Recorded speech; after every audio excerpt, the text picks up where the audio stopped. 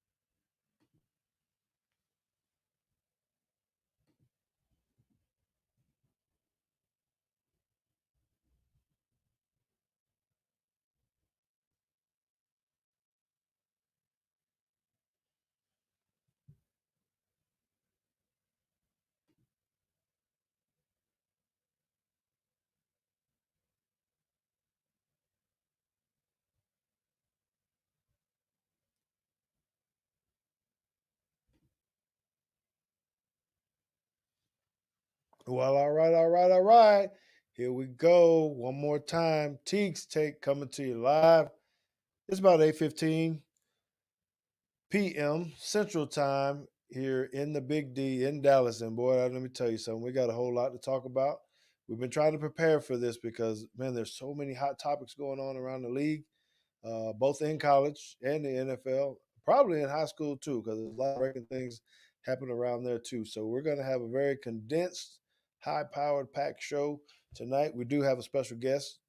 Of course, we always have uh, the brains, the smart one, James JT Teague with us, but we do have a special guest on tonight, Phillip Tanner, who is a Cowboy alumnus. He did play for some other teams too, but I call him a Dallas Cowboy, and we'll find out which one he really relates to. But I was so to kick off this conversation tonight.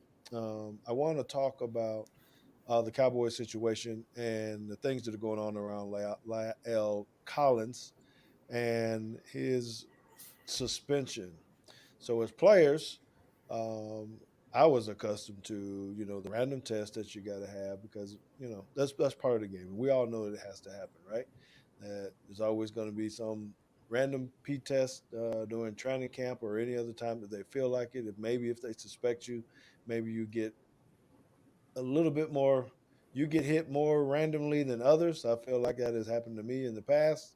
Seemed like when my game got a little bit better and my body looked a bit better, I think the NFL Popo was out there a little bit saying, "Hey, let's test him a little bit more." So I played 9 years, and it seemed like I was only getting tested once a year until things started to change, and then it picked up a little bit more. But what I can tell you is that I wasn't getting tested 10 times a month, 4 times a week, or or whatever the incredible number is for Lyle. So it makes me go, we need to smell a rat about this. The Roger Goodell effect um, is coming into play here in some kind of way.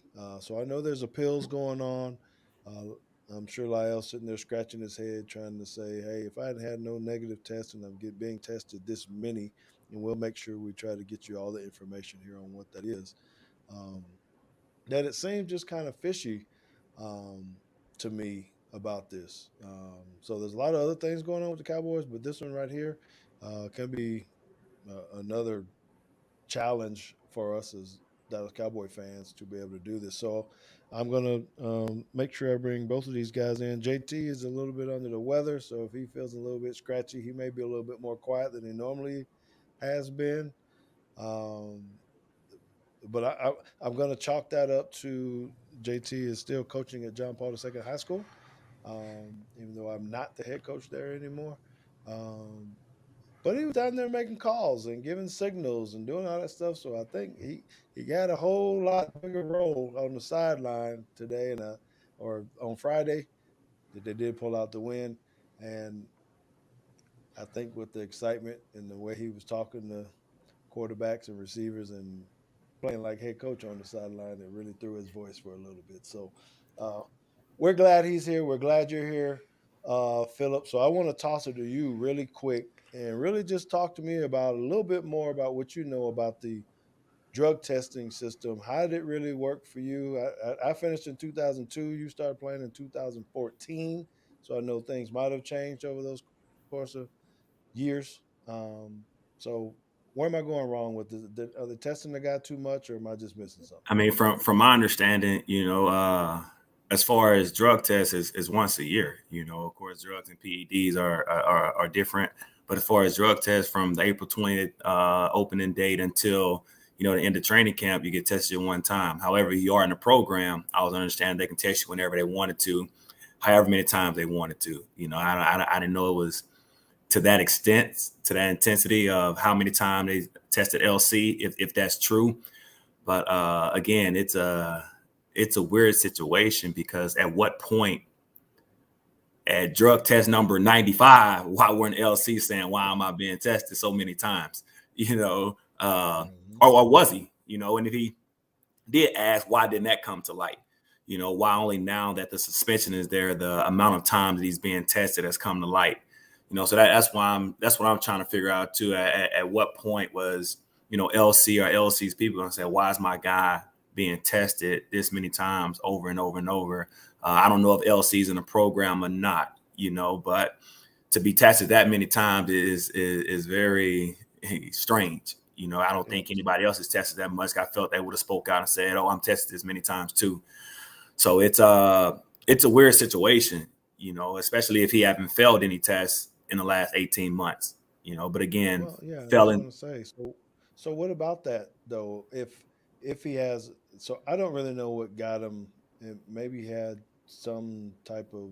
Maybe he was on a program before. I really don't know. Maybe JT can tell me if he was really on a program before he started this new testing. JT, do you know that one way or the other? I think so. I think so.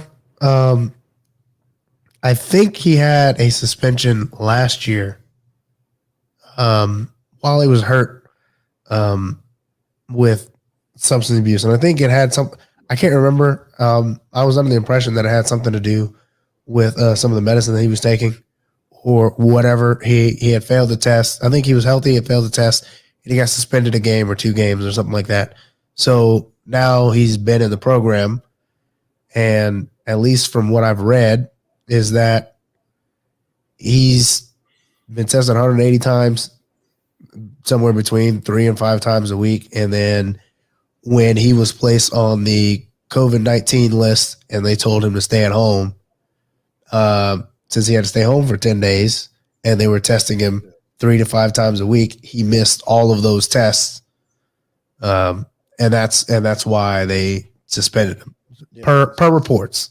Yeah, and so that's smell of red, and I would say so because if he was suspended before, so he had already paid for it. You go into the program, you got a test, whatever it is. It still seems excessive to be into the program. I still haven't heard that. I've sat in the locker room with guys that were under certain programs, and you had handlers and all that kind of stuff, but nothing like this, right? And so, if it did get to that, so I want to ask Phillip, maybe he can really lead into it a little bit more of I know that when you missed a test, a lot of times they would say, well, that means you were positive, Yeah. right? So you automatically are deemed whatever. You're skipping out because of whatever reason. But it seems like in this case that it could be a little bit more, to me, excessive, maybe, especially in a COVID year. If those missed tests, I guess um, if we haven't heard the real reasoning of why he missed, if it was truly COVID reasons, Did they give him an opportunity for them to come to him? Did he just have to walk downstairs or whatever? I don't know. It just seems like there had to be some type of backup plan so that he had the opportunity to do this if he was at home for COVID reasons. So are we talking PEDs or are we talking like recreational drugs? Because if it's PEDs, like they can test you whenever, wherever, however. It's been times where I've been on, trips in an off season and they call and say, I'll be at your house tomorrow, and when they get there, they come in your house, go to your restroom, and they piss test you in your restroom. So, so especially if he's in a program or was served a suspension before, but still, I still think that many times is really excessive. And I just want to know why it wasn't brought to the table before, a failed test or a failure to appear test before we see how many times this man's been tested. Okay, so then let's take that. So let's go into the game of football now. We didn't have Zach Martin the first game. Having another starting lineman in there against someone who's going to block Joey Bosa. Because I think it was very interesting. I heard that Jerry Jones made the decision to leave Zach Martin at guard and not to move him out to tackle. Whatever. It's more. So let me get into how does this affect the running back? Zeke, you played in the league as a running back and you miss a guard or a starting tackle or something like that. What becomes the mindset? For you as a runner when one of it doesn't matter which position, one of your starting guys is out for whatever reason. Yeah, it's definitely a trust thing. You want those 5 guys in front of you. It becomes a trust factor. You know what they're thinking and know what you're thinking, throughout practice, the communication, the chemistry, so one guy off, man, it changed the whole dynamics of that offensive line, from how you read, how you want to play.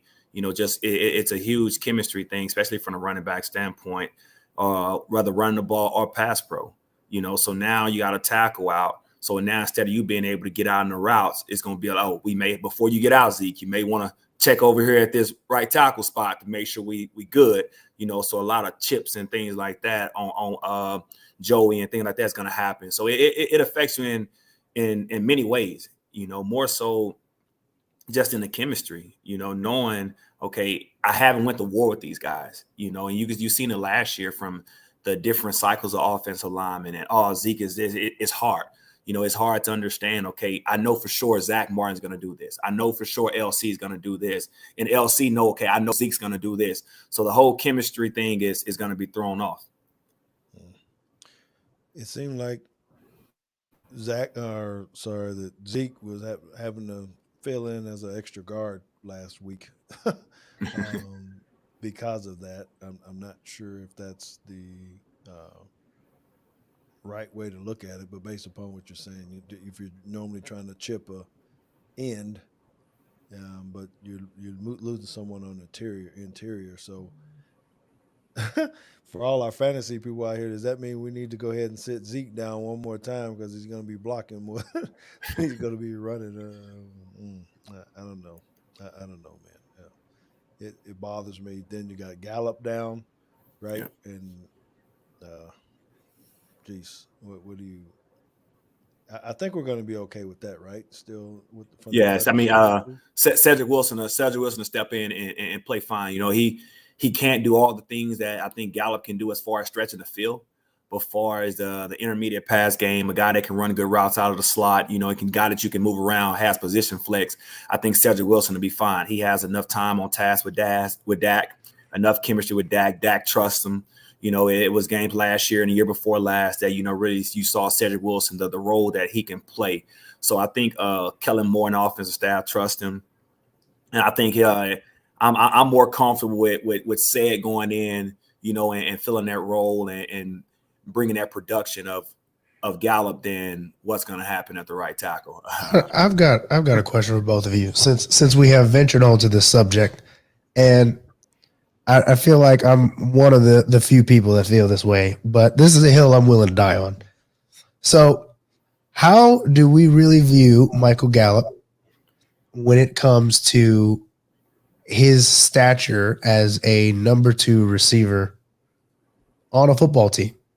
And the reason I ask is because it was kind of the same question you asked was, are we okay with Michael Gallup being out? Now, I've always called Michael Gallup somewhat replaceable. I feel like there are many other number 2 receivers across the league that I'd rather have, and that I just don't feel like that the production is really going to drop off from going to Cedric Wilson over not having Michael Gallup on the field. Yeah, So okay, that's a fair question. I believe.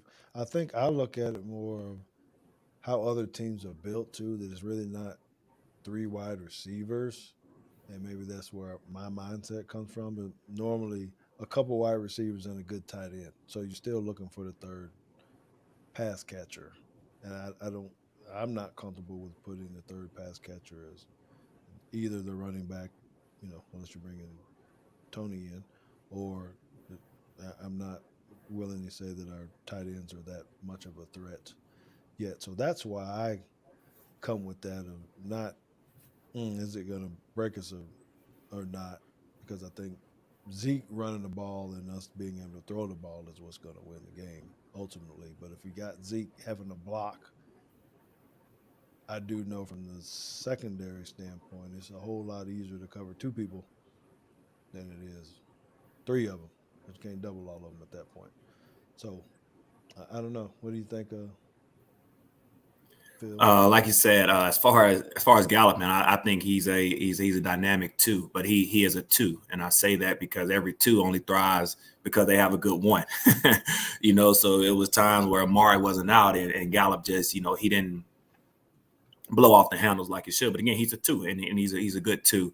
As far as Cedric Wilson, the reason why I said he'll be good, like teams are not going to game planning for Cedric Wilson, and things like that. But as far as like George said, man, to win a ball game, you got to win. You got to run the ball. I think that's the formula for winning football.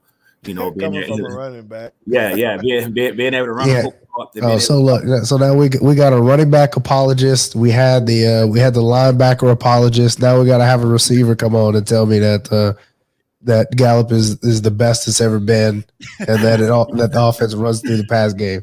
I mean, I look at it as last year, before Dak went down, he threw for 1,000,000 yards. We still weren't winning ball games. And he coming back this year and he throwing for another 1,000,000 yards, and we still found a way not to win ball games. So I really feel the method is you got to run the football. All right. So shout out to Gary Biscup and Craig Young for getting in the chats and giving some good, interesting takes. We sure hope that you guys will continue to do that. They're always there. I think Gary beat me in fantasy football this week too. I didn't want to say that, but I think he did. I had a bad week in fantasy football, fellas. It just wasn't good for whatever reason. The people that I had didn't play well. So speaking of college, if you guys don't mind switching, I know he said he did, but that's because I let you win so I can get those Maverick tickets from you later. So college football, and we'll switch back to some other stuff. Get back to NFL in a minute, but I want to go ahead and hit this because I know we're kind of crunched. I think there's been some shakeups, a little bit. I know, of course, I want to get the Roll Tide roll in. Thank you, Craig, because we're still there. But I want to talk about the firing of the USC coach first. That is, it was surprising to me. Some people would ask me as a surprise or whatnot, and I read the athletic director's comments about it.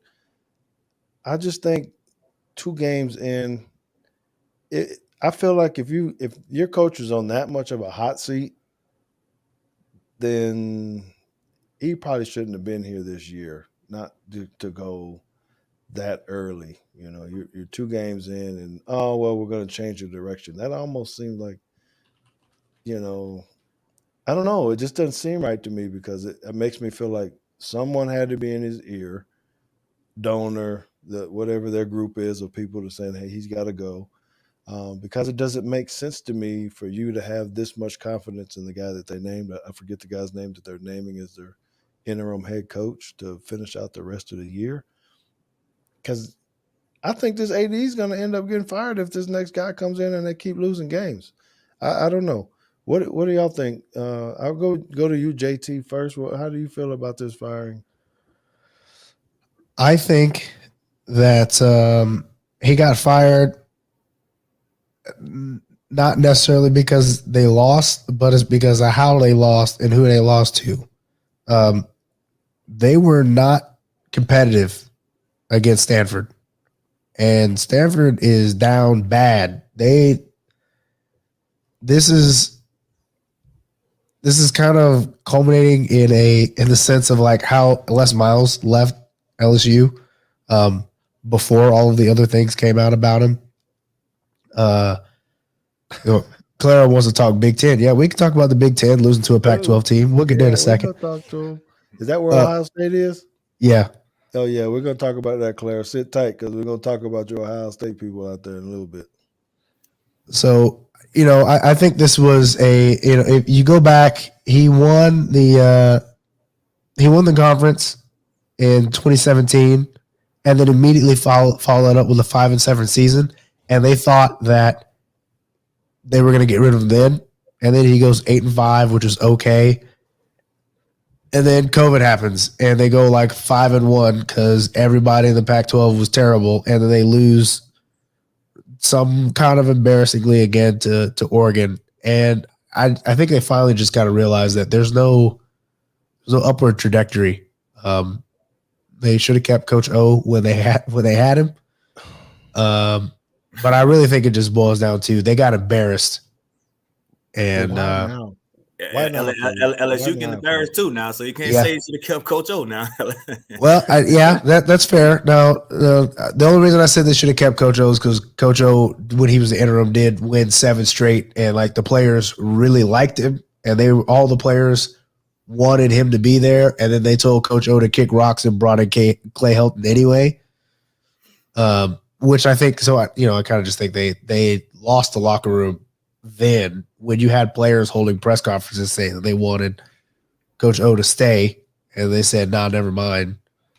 So how far away is, because again, I'm going back to athletic director's statement that he's committed to winning championships.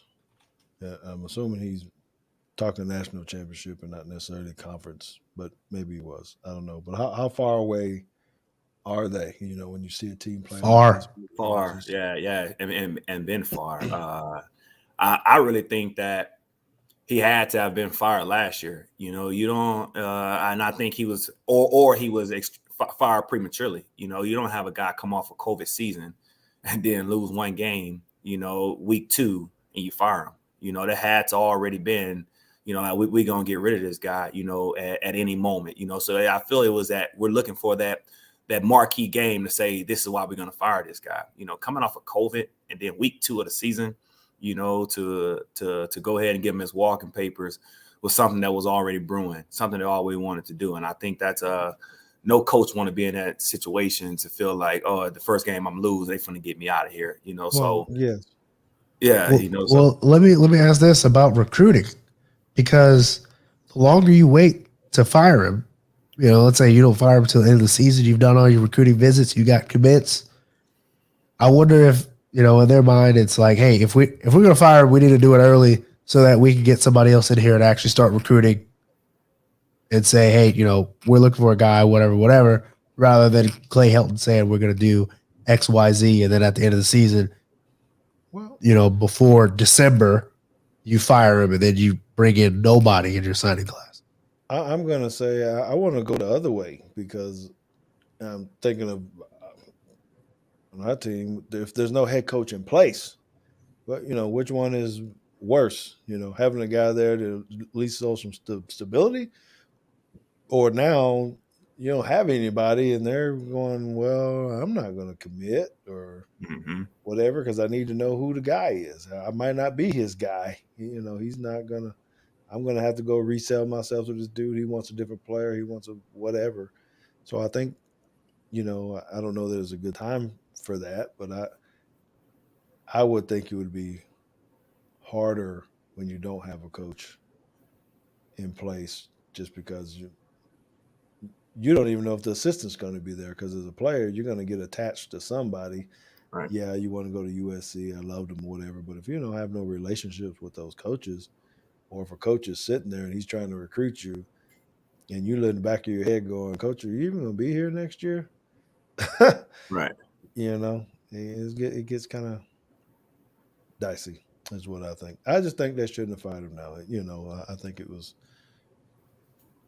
You make a good point, JT, with that. I just think that it's going to make it.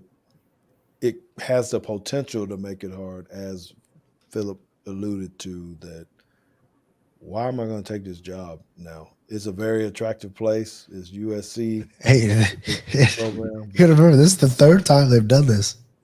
They did it with Lane Kiffin. They had to do it with Steve Sarkisian. So I'll give him a pass on that one. They had to do it with Steve Sarkisian because he was showing up drunk everywhere. So they had to get rid of him. But, I mean, this is the second, kind of high profile, you're out firing that USC has done. And, Speaking of which loss was worse? Right. USC loss or the Texas to Oklahoma? Arkansas. To Arkansas. Yeah. Loss. I think the Texas Arkansas. I think because of all the parameters around it about Texas want to go to the SEC and then you guys start coming from the SEC and Texas is back and they win week 1 against Sun Belt team, and it's like, oh yeah, we ready to play ball, and then you go play real football, and yeah, you can't be down 26 points to bacon bits. That's not so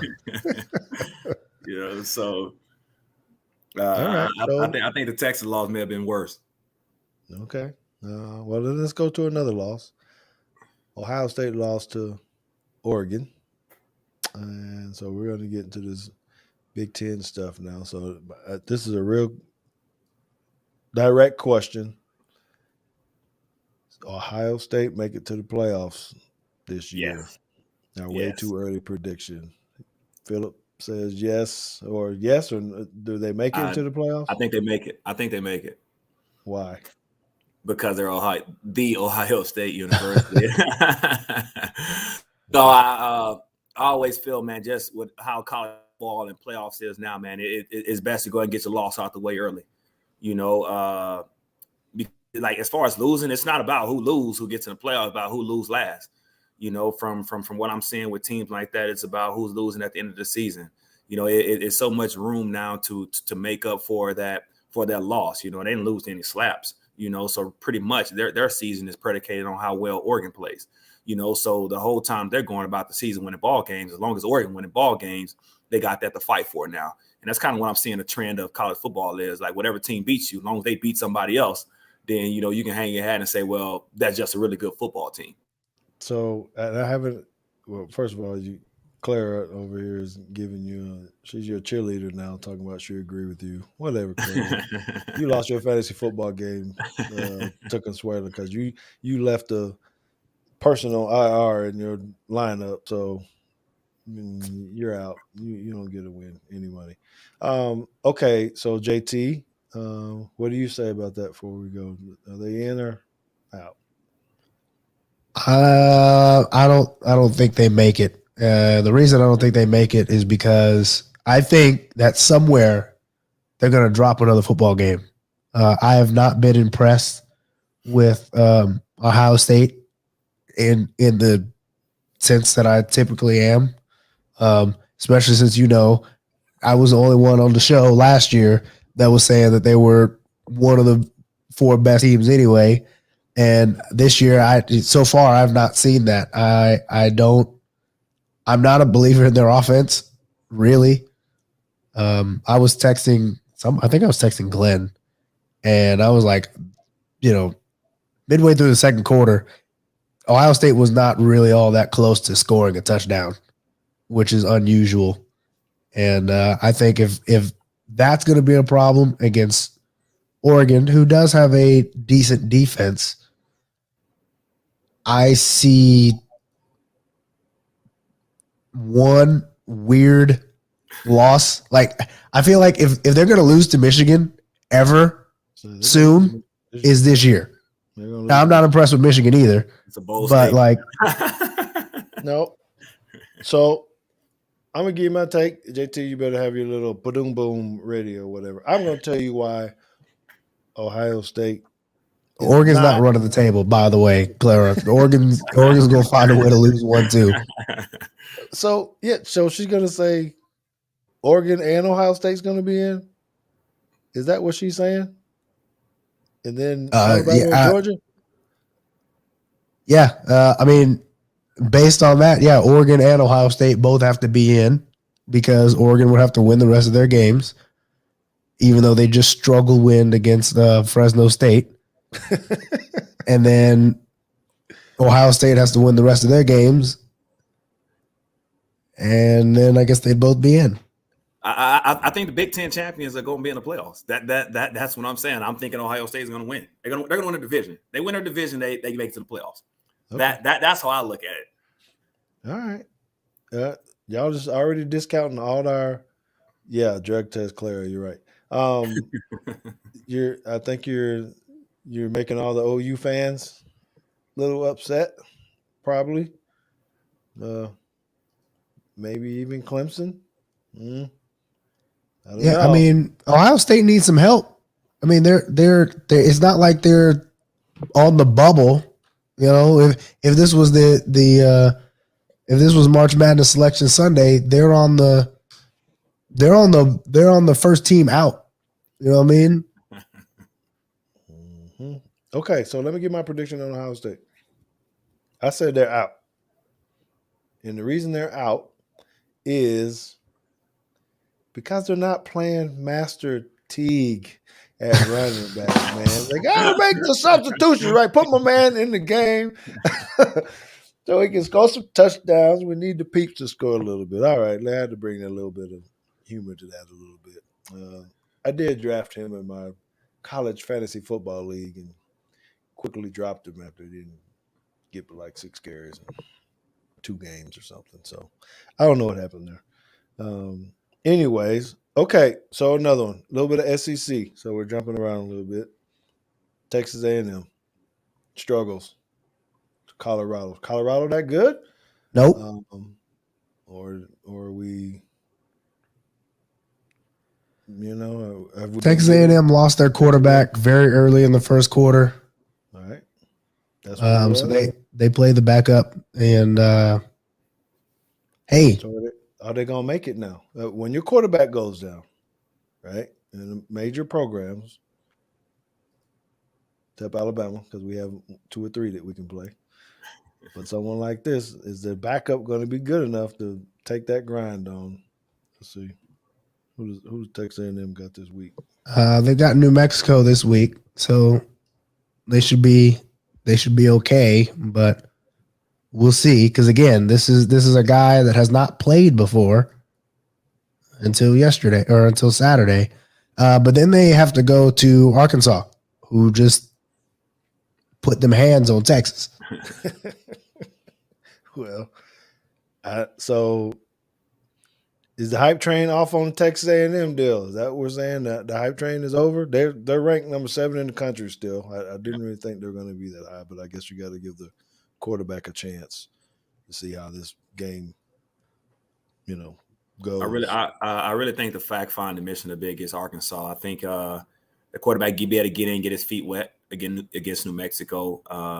Go ahead and do what he needs to do. I think he'll play enough in the Colorado game to say, okay, cool, I'm playing college football now. But the real test will be against Arkansas. Although they beat the sleep out of Texas, I think Arkansas was playing really good football.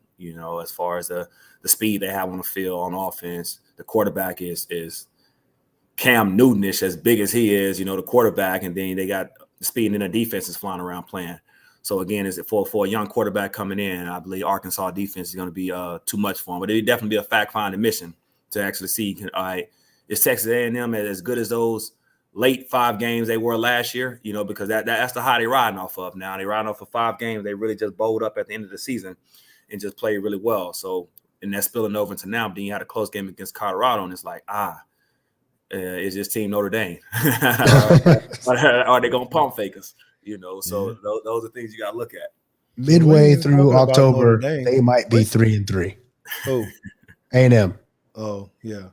So we didn't even talk about Notre Dame. What they had 2 games that were kind of suspect here, right? Florida State. Yeah, that win over Florida State is not obsolete now, and that's what I said. You get that win over Florida State, and then Florida State going to lose to Jacksonville State. So now that win means absolutely nothing. Yeah. And then who they just play? They just struggled over Toledo. Man, put Claire's thing up on the screen. She tripping right there. Yeah, we talk about the Irish. I work at a Catholic school, so I got a little bit of favoritism to it. But hey, the Irish are 2-0. Just saying. I know, but who was the last team they just played that they barely beat? I'm sorry. Toledo. Good Lord, man. Hey, gotta win your clunkers. Gotta win your clunkers. I mean, the Florida State game convincing, to be honest. You know. Yeah. Okay. I believe Jesus has a hand on Notre Dame, but I wouldn't say that that's his team. He takes it off. Come in the year. He removes. There's a lot of Christian schools out there, so I don't know.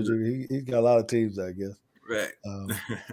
All right. So we hadn't talked about this, and we didn't have this on the sheet, but I want to get you guys' take on this with the addition into the Big 12, the 4 teams, right? Good move. Oh, right. Huh? Who is it? Houston, Cincinnati, BYU, and UCF. Yep. UCF. Does that make them any more appealing to you guys? No. Appealing? Yeah, I wouldn't use the word appealing. Right. I will use the word intriguing or interesting. Because so I think this is a good move. It's not a great move. But I think it's a good move because I mean you gotta grab somebody, right? Unless you're just gonna fold. But why I think it's interesting is because I think you can make the argument that BYU is now the biggest brand nationally in the Big 12.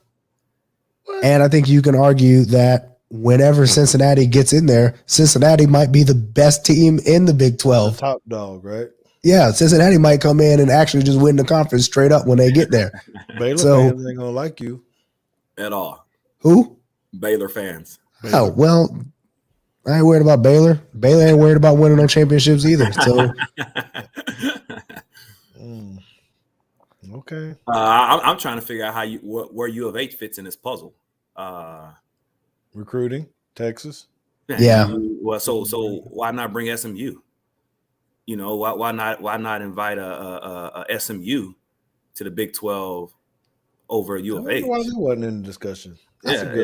That's a great question. I'm not sure either. And we, Nick Granato and I have always been having this conversation about SMU's branding and how they've got all these billboards. I mean, you know how close I live to UNT. Yeah. Mm-hmm. And SMU I've seen more SMU billboards here in Denton than UNT billboards. And we're always talking about how TCU they're not recruiting at home like they should be. SMU's branding themselves as Dallas's team. So I'm with you. I don't know why they didn't get some consideration to go into the Big 12. I think that'd be a great addition. No question. Especially if you're trying to keep kids, if you're the Big 12 now trying to keep kids in Texas out of the SEC, and now you got Texas and Texas A&M in there and Oklahoma, you're exporting now. I think you need more of those Texas schools. Does SMU have the worst stadium out of everybody that we're talking about? Cincinnati, Houston. I don't know what Houston Stadium looks like. I mean, U of H and SMU it's not too far from, too far same type of separated. place? Yeah. No, it's not Jerry's World at U of H.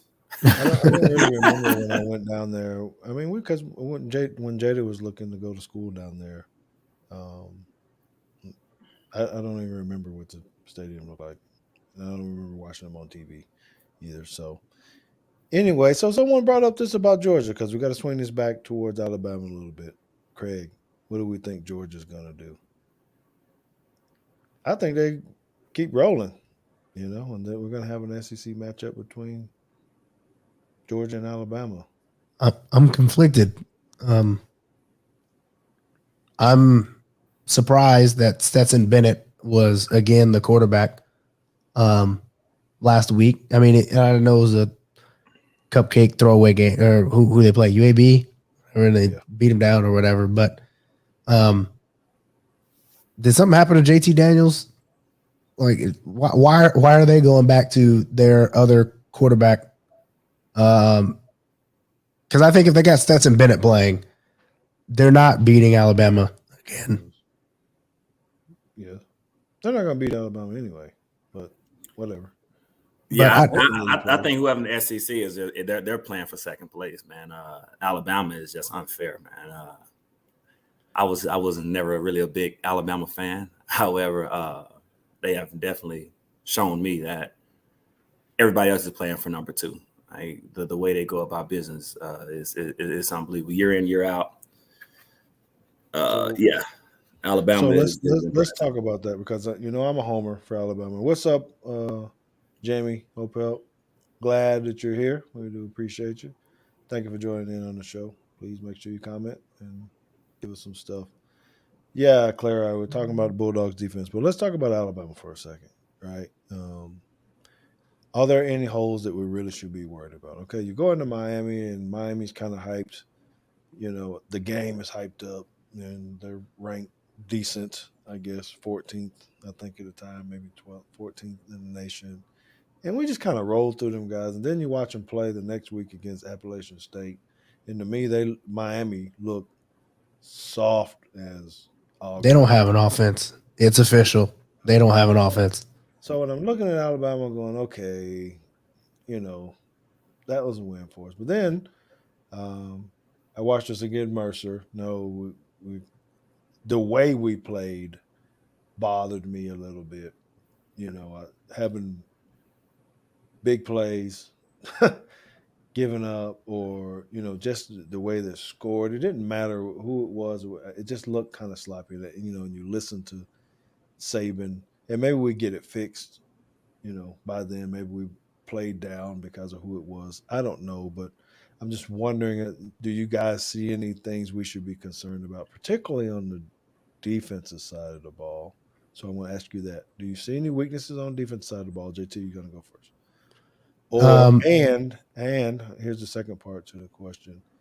Is our running game going to be good enough? Because I don't know if Robinson is the same dudes that we've had in the past. So those are my two questions. Any holes in the defense? Is our running game good enough? No, I don't think there's any problem on the defensive side of the ball. This kind of reminds me of I don't remember if it was 2015 or 2017. The last time we played Georgia State or Georgia Southern, one of those two that was running the triple option, and they ran for like 300 yards, and Saban was all upset, and it never happened again. Their offense, Mercer's offense, was very unconventional. A lot of not even just motion, not even receiver shifts. Like they were actually moving linemen around.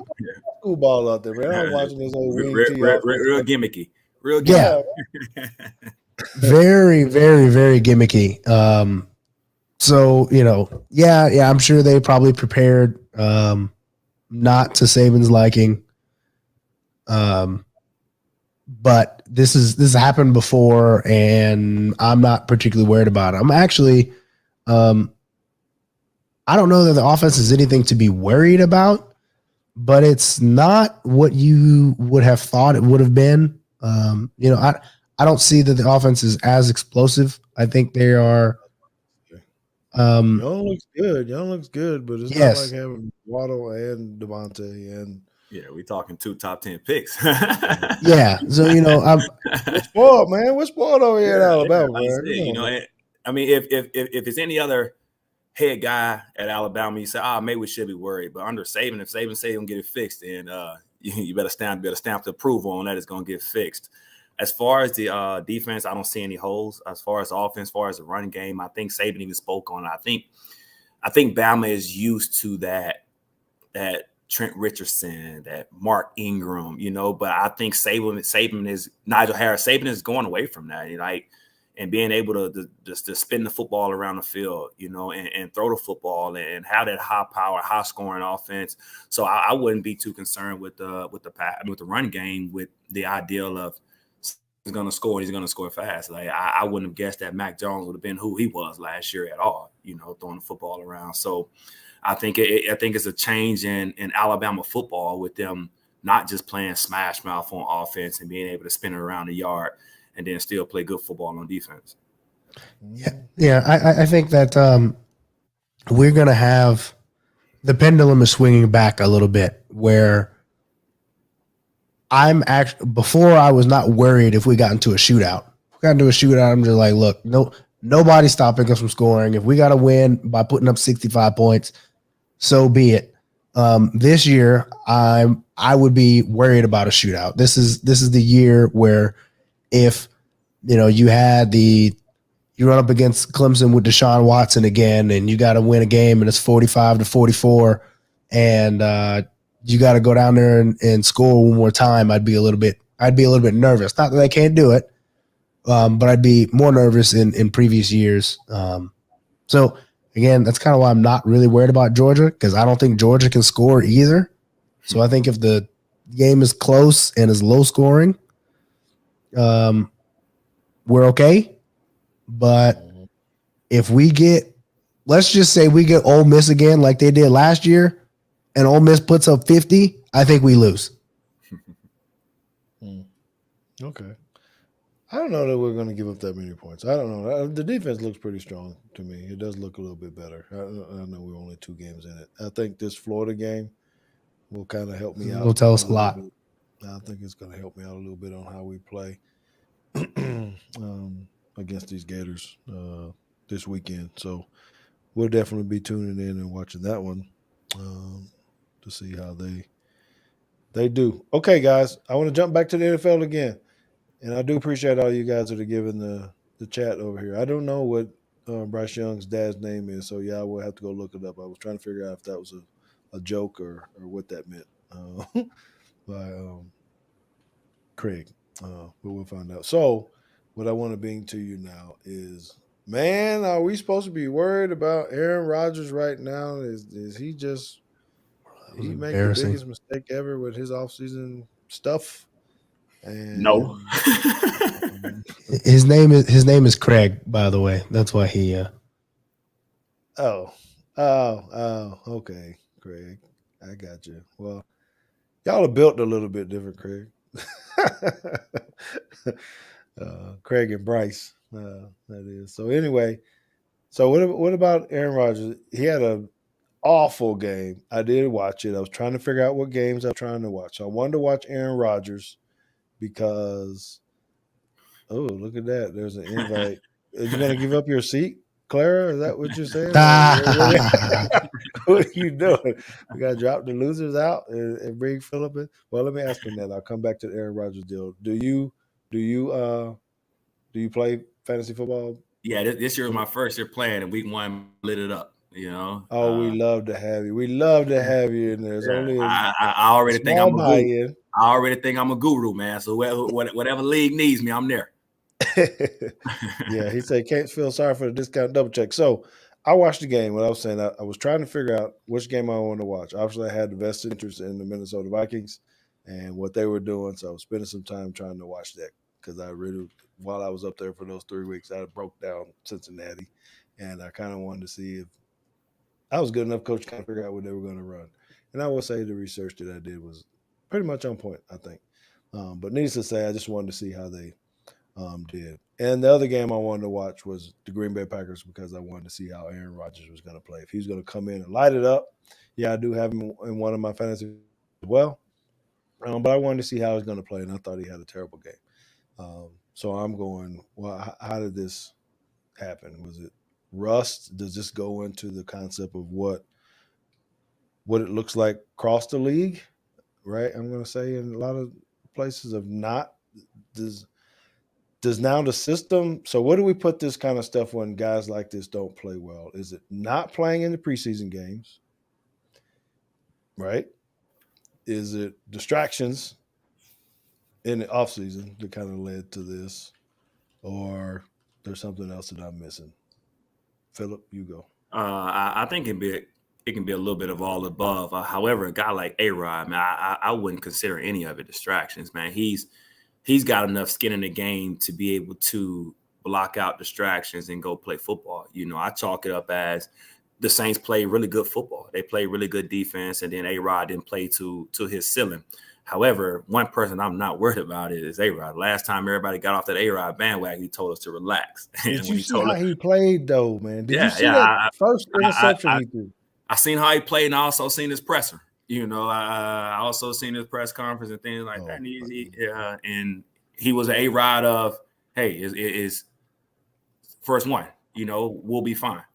So again, if A-Rod said it'll be fine, and last time he told me, I can only go off of history. Last time he told us to relax, we seen what he went out and did. So again, I'm not too blown. What did he say? What did he say? Because I see Claire asking about how do you feel about his comments. Yeah, I mean, I like his presser. You know, as far as the head man felt it was an embarrassing game, A-Rod was like, "No, we're not embarrassed. We lost the ball game pretty much. You know, it was a bad game.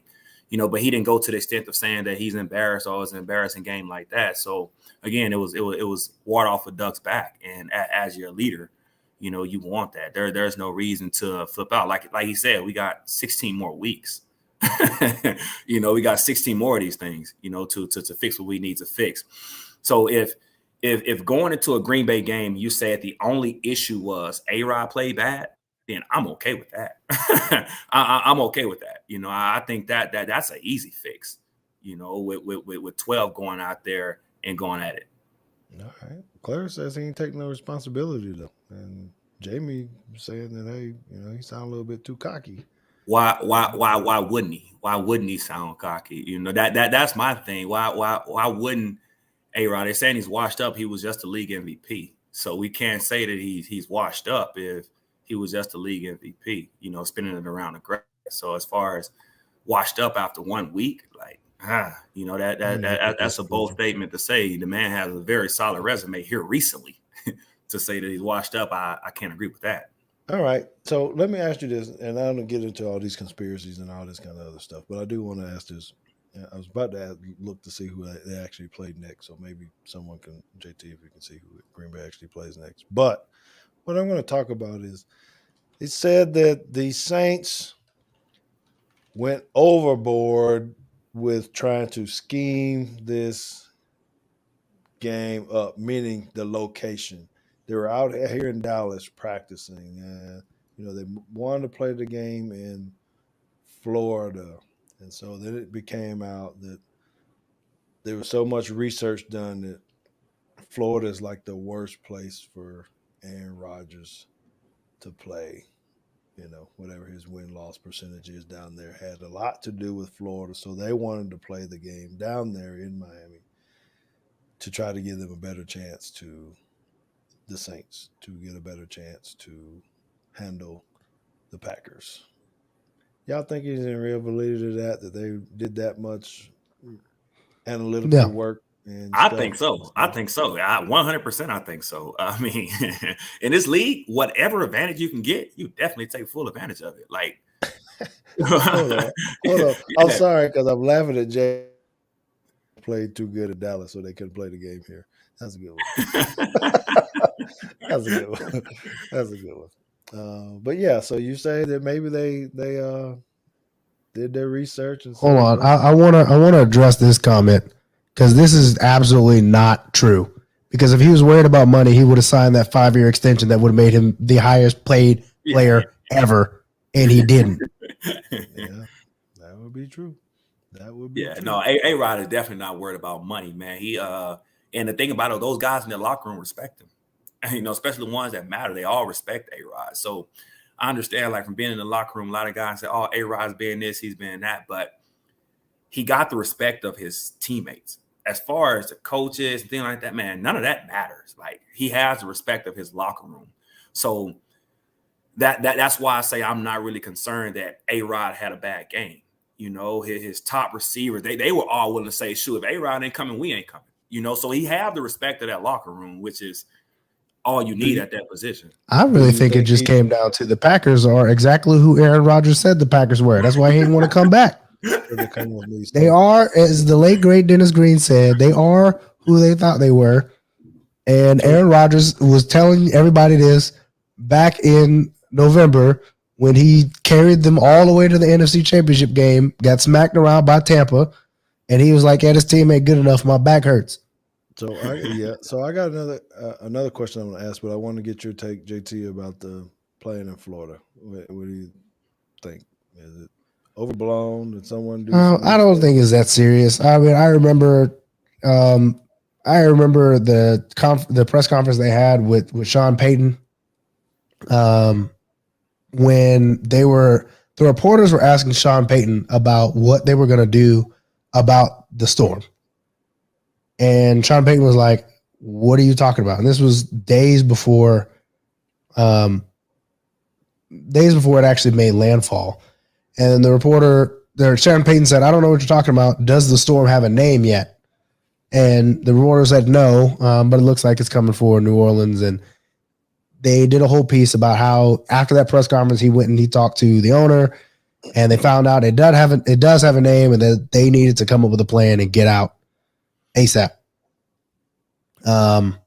And I think all of that are like, where are we going to play?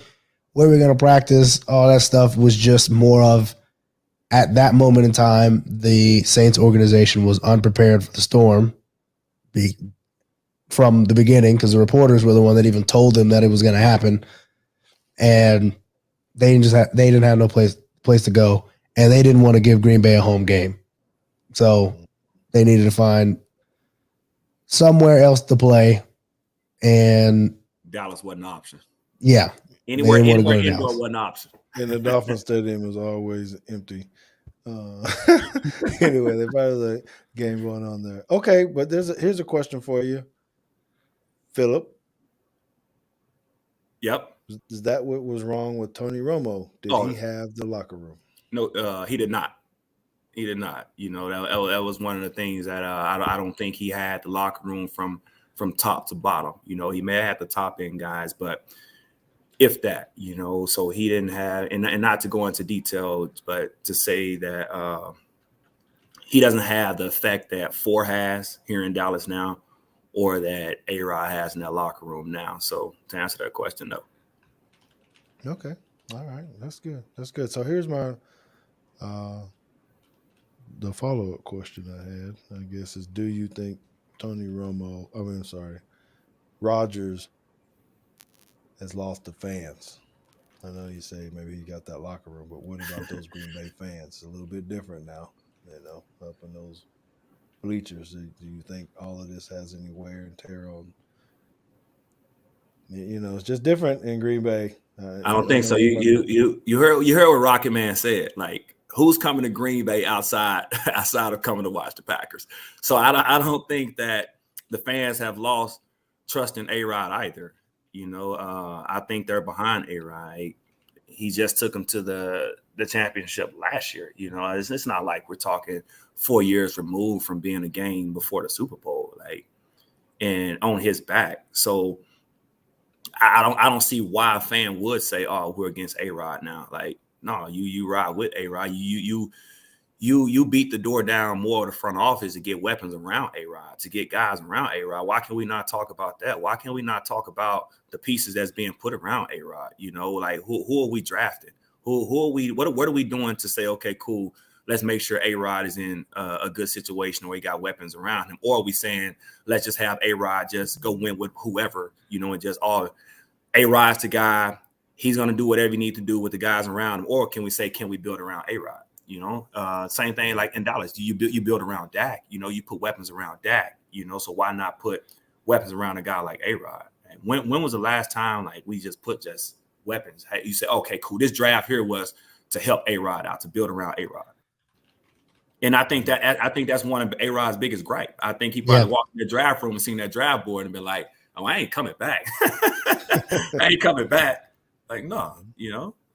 I think there was something saying that the Packers haven't drafted and I got to see when Devontae Adams was drafted, because either Devontae Adams is the only first round pick that he's ever thrown to. Yeah. Nope, he was drafted in the second round. So that means Aaron Rodgers has never had a receiver drafted in the first round on his team. What was Jordy Nelson? Whatever his name is. Schroeder. Is that it? Schroeder? Or Jordy Nelson? Jordy Nelson. Which was the one? Jordy Nelson was a dude now.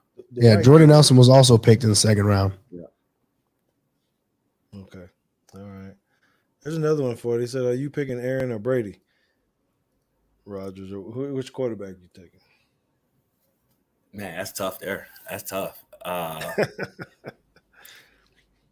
Which quarterback I would pick is A-Rod. Which team?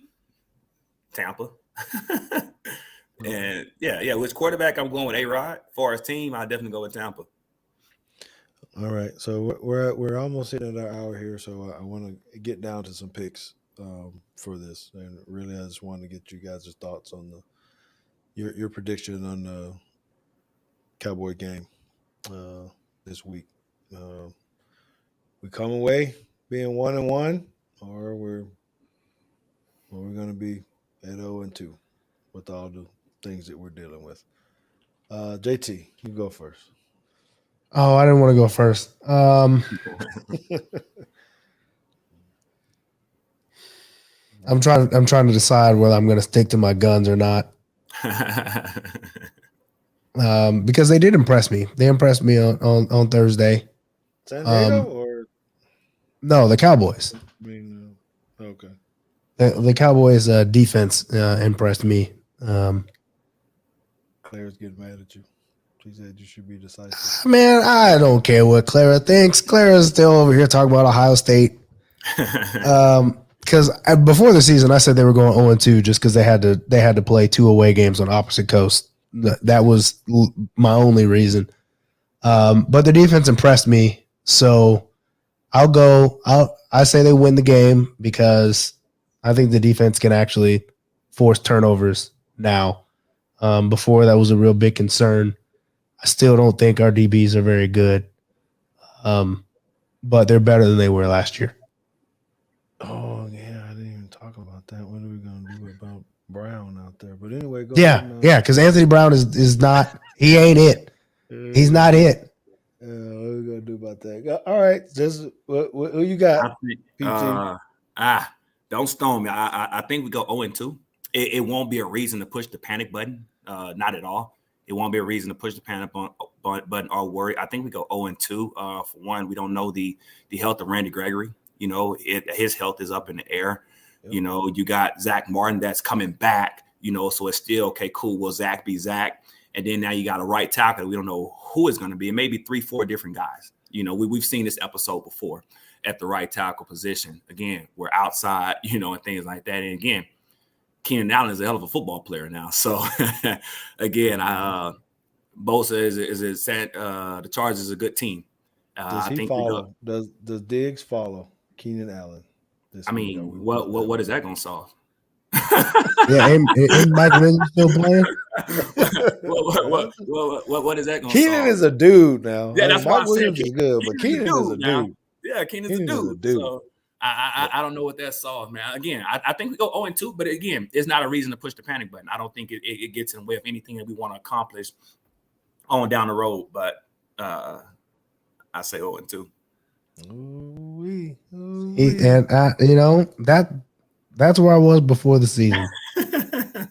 That's the same thing. I was like, man, they got the receivers out there. Justin Herbert ain't no slouch, and I don't think our DBs really cover all that much. But I mean, if we can get pressure on him, and